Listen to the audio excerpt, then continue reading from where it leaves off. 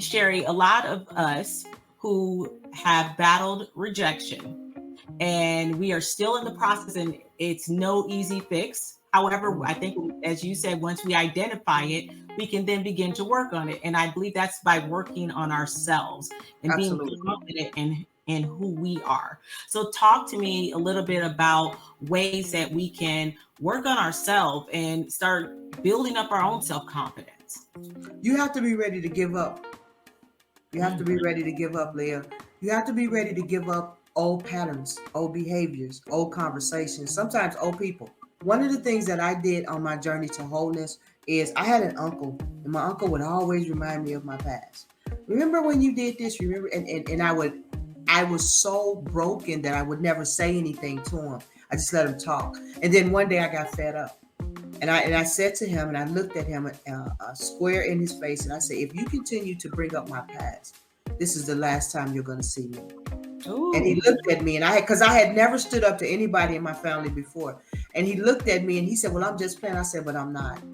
I said, Yeah. whoever I was, I am not that person anymore. And if you continue to talk about her like that, because then it was third person. If you continue to talk about her like that, then Mm. I am going to leave. Because I never stood up for myself. He looked at me in a way and he knew that I was very serious. Guess what? He never did again.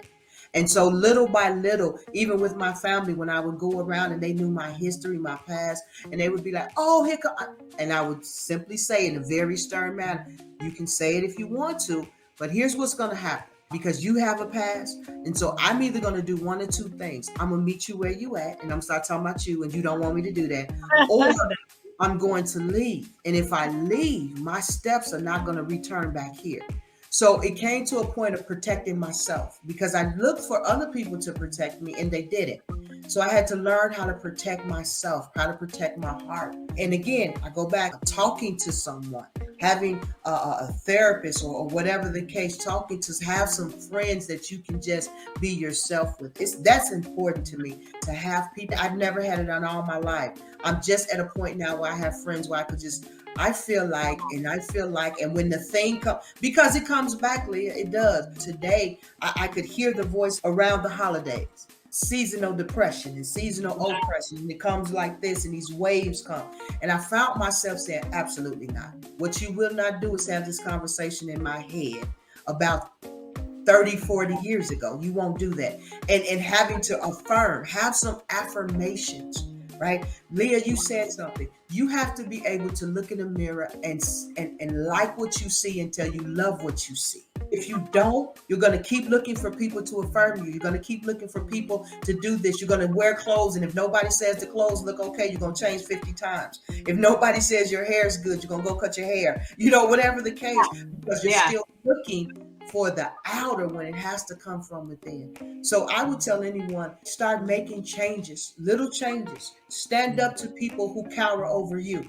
Do that little by little, because if they love you and you're on a journey of wholeness and wellness, then they're going to help you on the journey. But what God will do is on the journey, you're also going to find the people who are comfortable with you not being whole.